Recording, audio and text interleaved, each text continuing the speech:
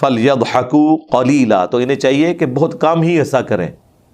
ہاں، وَلْيَبْكُوا كَثِيرًا، اور زیادہ رویا ہی کریں. یہ جو خوشیاں منا رہے ہیں، کیونکہ بات شروع ہوئی تھی نا، یہ بڑے خوش ہیں کہ دیکھو جی حضور کو پتہ بھی نہیں لگا، بہانہ کیا کہ بیوی بیمار ہے، حضور نے کہا چلو ٹھیک ہے. تو اللہ کو بھی ہم بہانہ لگا لیں گے کہ تیرے نبی سے ہی تو ہم اجازت لے کے آئے ہیں. اچھا اجازتیں لی ہوئی تھی انہوں نے، ٹھیک ہے. اسی لیے اللہ تعالیٰ کہتا ہے کہ اے نبی آگے چل کے آئے گا، یہ قسمیں اٹھا کے آپ کو اور آپ کے ساتھیوں کو راضی کر لیں گے، میں نے نہیں راضی ہونا. ہاں، اللہ کا تو کوئی رشتہ دار نہیں ہے نا. اگر نبی بھی کسی کو چھوڑ دے اللہ نے نہیں چھوڑنا، اور نبی کی سفارش بھی اس کے حق میں کوئی کام نہیں آنی، کیونکہ اللہ کا تو کوئی رشتہ دار نہیں ہے. اللہ کی تو رشتہ داری پیغمبر کے ساتھ نہیں ہے، تو باقی کسی کے ساتھ کیا ہوگی؟ خالق اور مخلوق کا فرق ہے. اسی لیے بخاری مسلم میں حدیث ہے، بعض اوقات تم میں سے کوئی چرب زبان ہوتا ہے اور مقدمہ میرے پاس لے کے آتا ہے، اور میں دلائل کی بنیاد پہ اس کی چرب زبانی سے متاثر ہو کے اس کے حق میں فیصلہ کر دیتا ہوں، حالانکہ وہ جھوٹا ہوتا ہے.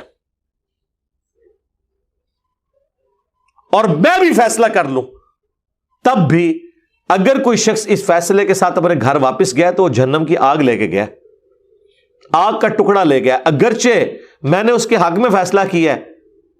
کیوں کہ وحی کا علم تو نہیں حضور کے پاس آیا ہوا تھا، جہاں آتا تھا وہاں آپ کہہ دیتے تھے. جو بخاری میں حدیث ہے کہ رسول اللہ کے زمانے میں دل پہ بھی اللہ تعالیٰ فیصلے کر دیتا تھا، کیونکہ نبی علیہ السلام کو وحی کے ذریعے بتا دیا جاتا تھا کہ یہ ایکچوئل سچویشن یہ ہے. جس طرح زید ابن ارقم کے کیس میں ہو گیا نا، قسم اٹھائی عبداللہ ابن ابی نے کہ زید ابن ارقم جھوٹ بول رہا ہے. زید ابن ارقم نے بھی قسم اٹھائی کہ میں نے یا رسول اللہ خود سنا ہے.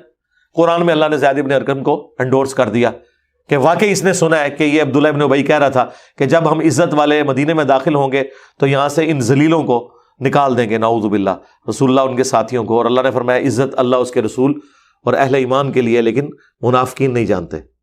یہاں پہ انڈورس کر دیا، کہیں پہ نہیں بھی ہوا.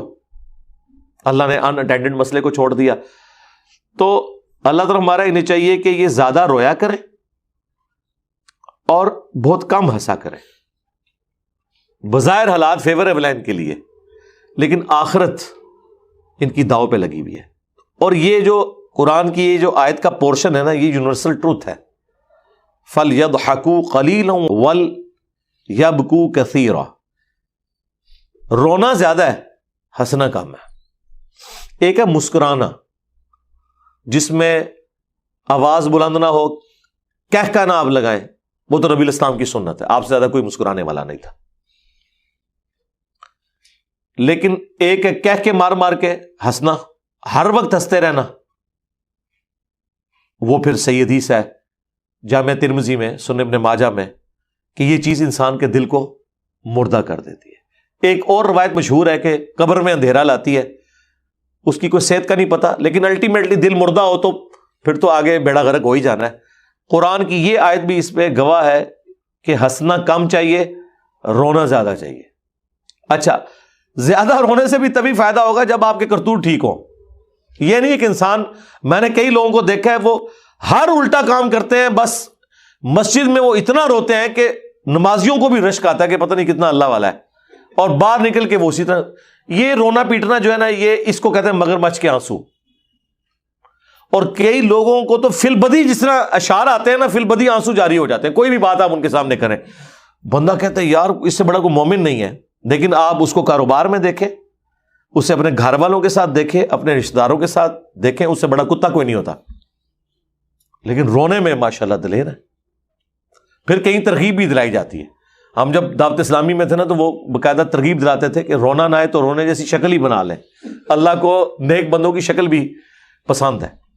یعنی شکلیں بنانے سے چلو دنیا میں تو چلو پسند آ جائے گا کسی کو روتا ہوا بندہ، اللہ کے سامنے کوئی جھوٹی موٹی روئے تو اللہ کو تو پتا ہے اندر اس کے کیا خناس ہے.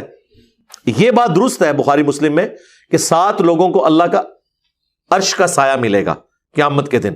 ان میں سے ایک وہ ہے جو اکیلے میں اللہ کو بیٹھ کے یاد کرے اور اس کی آنکھوں میں آنسو آ جائے. اکیلے میں سرکار، لوگوں کو دکھانے کے لیے نہیں. یہاں لوگ جناب زاروں قطار رونا شروع کر دیتے ہیں. تو دعوت اسلامی میں بھی کلچر ہے، اور شیعہ کے ہاں تو یہ ایک اسٹیبلش یعنی کلچر ہے. وہ بات شروع ہوتی ہے، وہ کسی کو سمجھ آئے نہ آئے، ایک دم سارے رونا شروع کر دیتے ہیں. بندہ کہتا ہے یار اکیلا میں ہی ناسبی بیٹھا ہوں, باقی تو سارے شیعہ علی بیٹھے ہوئے. ٹھیک ہے, وہ ایک کلچر بن چکا ہے.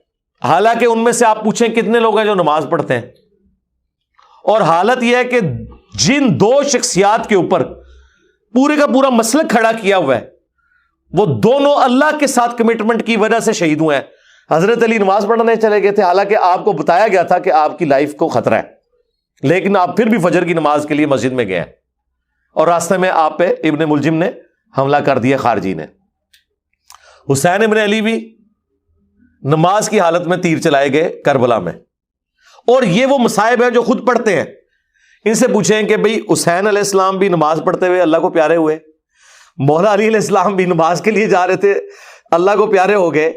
مولا علی اور حسین کا نام رہ گیا, نمازاں کتنے گئیاں, اللہ کتنے گیا. جس کی وجہ سے حسین اور علی شہید ہوئے وہ چیز کدھر چلی گئی, وہ بیک فوٹ پہ چلی گئی. تو یہ رونے دھونے سے میرے بھائی, گریا بہت اچھی چیز ہے, کریں کسی کے سامنے نہیں, اکیلے بیٹھ کے کریں. یہ لوگوں کے سامنے جان بوجھ کے رونا دھونا, ہم کسی پہ فتویٰ نہیں لگاتے کہ وہ ریاکاری کی وجہ سے کر رہا ہے, لیکن یہ چیز دیکھنی چاہیے, انسان کو خود غور کرنا چاہیے کہ اگر میں اکیلے بیٹھا ہوں اور میرے سامنے قرآن و سنت کا ذکر آئے تو کیا میرا یہی رسپانس ہوتا ہے جو لوگوں کے سامنے ہوتا ہے؟ تو آپ کو خود ہی پتہ چل جائے گا آپ کتنے مخلص ہیں رونے میں. یہ بات درست ہے کہ یہ چیز پسندیدہ ہے. بخاری میں بھی حدیث ہے, نبی علیہ السلام ایک چوراہے سے گزر رہے تھے, کچھ اصحاب وہاں پہ ہنس رہے تھے, تو آپ نے فرمایا جو میں جانتا ہوں نا, اگر تم جانتے ہوتے تو بہت کم ہنستے زیادہ روتے. یہ حدیث بخاری کی, اس کے ساتھ جوڑ لیں. یہ تو پورشن آیا منافقین کے لیے, وہ صحابہ کرام کے بارے میں بھی تھا. یہ جنرل حکم بھی ہے کہ زیادہ ہنسنا, بہت زیادہ ہنسنا, نان سیریس ایٹیچیوڈ, یعنی مسلمان کا ایٹیچیوڈ جو ہے وہ نان سیریس نہیں ہونا چاہیے, سیریس ہونا چاہیے. لیکن سیریس کا مطلب یہ نہیں ہے کہ اتنے سیریس ہوں کہ لوگ آپ کے شر سے پناہ مانگیں, یہ بھی نہیں ہونا چاہیے, کیونکہ احادیث میں یہ بھی ملتا ہے کہ رسول اللہ سے زیادہ مسکرانے والا کوئی نہیں تھا. مسکرانا الگ چیز ہے, نبی علیہ السلام بہت زیادہ مسکراتے تھے, لیکن کہہ کے مار کے ہنسنا, ہر وقت ٹھٹا و مذاق کرنا, لطیفے سننا اور سنانا, ہر وقت اسی موڈ میں رہنا, یہ دوسری ایکسٹریم ہے. اور ہر وقت منہ بنا کے بیٹھنا, چاہے فکر آخرت کی وجہ سے بنایا ہوا ہے, تو بھائی وہ فکر آخرت جو ہے نا وہ آپ کا اور اللہ کا معاملہ ہے. ہمارے سامنے تو خدا کے لیے منہ ٹھیک بنا کے بیٹھے ہیں, ہمارے دل میں تو وسوسہ ہے کہ بھائی کیا جرم کر دیا آپ کے ساتھ.